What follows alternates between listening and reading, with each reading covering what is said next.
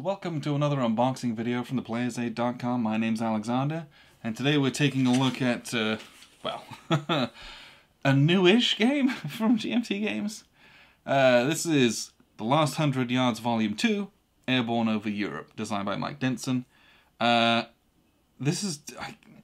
It says 2020 on the box, but it arrived early 2021, I believe, because of all the delays that are going on. It's now late 2021 when I'm recording this, because we've been extremely busy. But Last 100 Yards, there's a full review of the base game. If you want to go and watch that, this is Volume 2. This is not an expansion. This is a standalone title that allows you to play the game. So if you can't get a hold of the original for whatever reason, but you've got someone, you know, a local game store that has this, or you just want to get just the Airborne because that's what you're interested in, this is fully playable on its own, not an expansion. Which I appreciate very, very much. So, Last 100 Yards. Two-player tactical war game. And there's a bunch of different scenarios in this, and it's not your average war game. The design decisions that were made is just something that is different from what I would normally have expected in a tactical World War II war game. So many of those, it's like, go kill a bunch, you know, go take the victory hexes or kill a bunch of guys and kind of win. This one has a very specific time aspect to it, and you win based on a what do you call that? Oh, I'm being an idiot now. Based on an equation of how long it took you, how many dudes you lost, and the amount of objectives or victory points that you achieved. And those things are multiplied, and you get kind of your total score.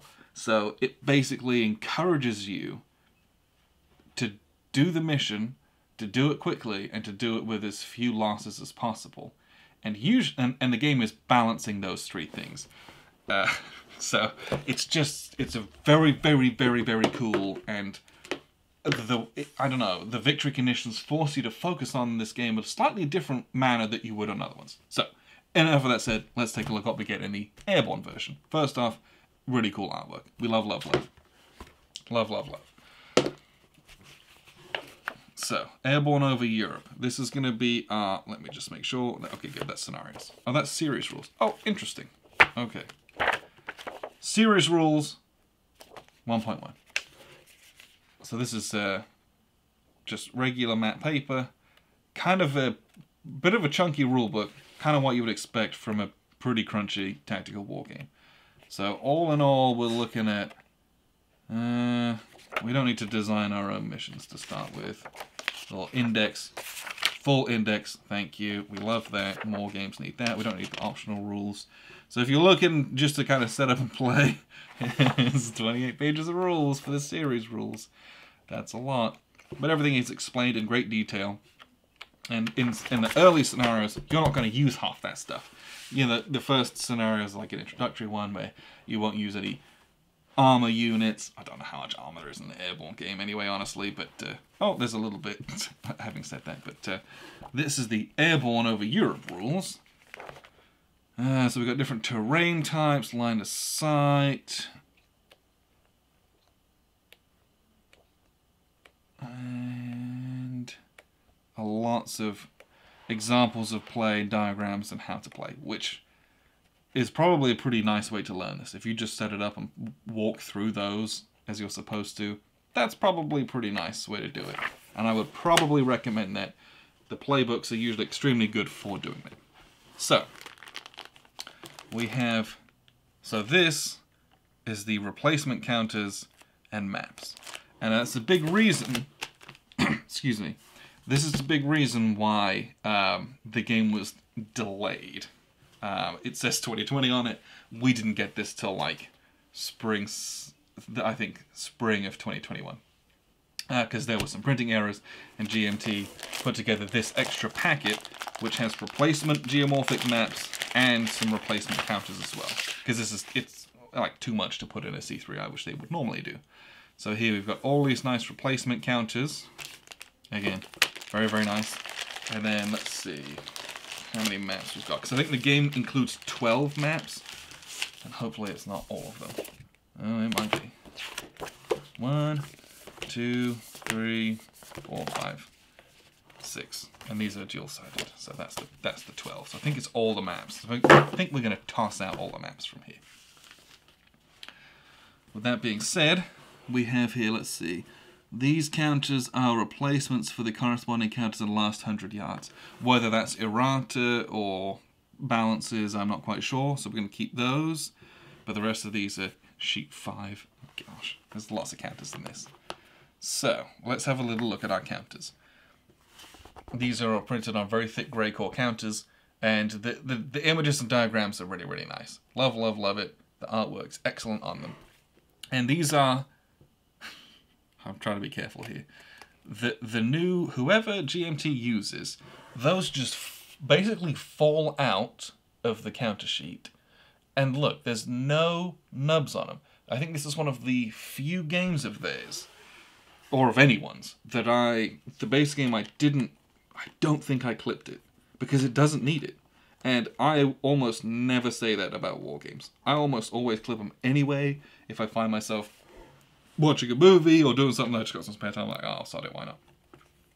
So we got all our American units, and we have a lot of British armor down here, a couple pieces of American armor as well. Oh, yes. We got German units, and I'm not gonna guess what the difference between these two are. These look like they're Fallschirmjäger units. They got a little parachute on them, and they kind of look like they're dressed differently. And then we've got probably, well, regular, these look like they're infantry, maybe Panzer Grenadiers. I'm not going to guess, I'm not sure. But different infantry type units. Then we got a bunch of German armor. We've got some assault guns, Hanemags, Panzer, I got Jagdpanther, Tiger, another Jagdpanther, great. Can't wait to fight those. Hetzers, or the Jagdpanzer 38Ts if you're going to be a snob about it. Machine gun teams, all this anti-tank guns as well. Then we have a bunch of admin counters. And this game is reasonably admin counter heavy. It's just within my limits of tolerance. And so these are your, oh gosh, what do they call them? These are how you kind of take losses and disruptions. You'll get a number of counters, and depending on what the color they are and the negatives, those are penalties to when you're trying to shoot and roll morale checks, things like that. So the order in which you activate guys on an I go, you go basis is very, very, very, very important. And because you're like, oh, this guy, it's obvious he's going to take fire from them, so I want to shoot with him first so he can attack with a good modifier before he's laid down with fire and gets a bunch of negatives. And then they're like, oh, well, he already fired, so I don't need to shoot with him on him. It's less of a priority because he's already used his good modifier on him. Putting a negative on him does nothing. I'd rather shoot with this guy over here and shoot this guy who's going to shoot next. So how you execute combats, whilst I don't know if that's particularly realistic or not, as a tactical puzzle is really interesting, and I love engaging with that. But what is realistic, to me at least, is the outcomes that this game has. Once you've done all of that, which might seem a bit kind of, I don't know, rote in like, oh, this and this and this and this and this and this. Once you're done with the whole picture of the effects of everyone having shot each other is really, really interesting and very good. So, markers. Lots and lots of markers. Then we've got sheet 4, which is more markers. So here we've got our different smoke counters, control markers. We've got some targeting markers, assault markers, things like that. Kind of everything you would expect from a tactical combat game. So we have, these are the maps. Oh, that's interesting. I'm not going to hazard a guess as to why they reprinted these. But what I will tell you is that this is card. This is very thick card, which I believe the base game was. These are paper. And so maybe they were printed on the wrong material and that's why they redid them. but I am not 100% sure either way. But basically, I'm going to toss these. There's no need to keep those, because I've got these nice thick card versions as well. But if you prefer paper, go for it. Those are there for you. So, we have a casualty track and a time track. This is what we're talking about with our kind of victory conditions. You have your time track of how much time it's going to take, but then you have your casualty track as well, which has a victory point kind of modifier on it as well. And then for victory, you're looking at victory conditions, but you're looking at your loss modifier or your attack modifier. You know, how many did you have a net we killed a bunch of their guys, or a net we lost a whole bunch of guys, versus your time, and you multiply out and get some results to see how well you did and if you won. Play aid card, which has our kind of procedures on it and things like that. And on the back we have our assault procedures and mortar procedures. And then we have a whole bunch of, well, he says, okay, let's organize these. Alright, let's put it back. We have our missions. And so, mission 13, mission 14, 15, 16. And again, these are numbered because there's 12 missions in the base game, and we get another 10 in this one, it looks like. I think there's 10, it goes up to 22. But you can also make your own as well. But again, it's not an expansion, it's just a sequel. So whilst the maps are numbered as follow-ons, and so are the missions, you don't need to have played the previous one to play this. No big deal. So some of the maps are huge and use 6 of those geomorphic maps. Some of them are 1 map. Some of them are 3. And they all align differently and things like that, and how you go about doing that. So this game can be fairly small and you play in a couple hours. Some can be big, takes you a little bit longer. And these, have all your victory conditions on, and order of battles and reinforcement schedules on them and stuff as well. Then we also have our kind of regular play aid that we're going to use. So this is our terrain effects chart on them, blind hex table, concealment, losses, anti-tank fire DRMs, small fire DRMs, small arms / mortar fire resolution, and these are identical to bifold. You'll have this handy as well. We have our assault resolution section 2, and if you want some more details, boom, you look at your little assault resolution on there as well. The play aids in this one are good, and you can read the rules and, generally speaking, play off of those after your first couple turns. The last thing that we've got in here is our dice, and you get a number of dice in this one. So you get 3d10, green, yellow, and white, red d6, white d6, and a black d10 as well.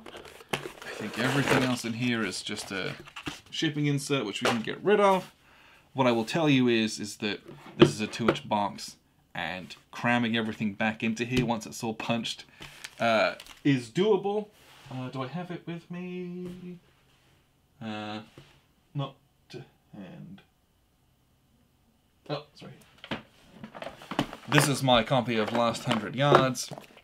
This is exactly the same amount of stuff. I got some of it in bags. Here's me dice. I've got a single counter tray in here as well, and everything fits in there. And I will confirm that yes, the base game, those maps were the thick card like this, not the paper. And I can almost guarantee you that that is why GMT paid extra to have them reprinted and shipped out and kind of put the game on hold, because they weren't going to send out a product that had those little... those are very thin paper maps, and people have been up in arms. Not even thick paper, those are not fun. So everything's going to fit into the box nicely. I will probably organize it exactly the same way as I have that one, where I use a single counter tray and then put all of these larger groups of admin counters and bags. But that's Airborne over Europe, which is Volume 2 of Last 100 Yards from Mike Denson.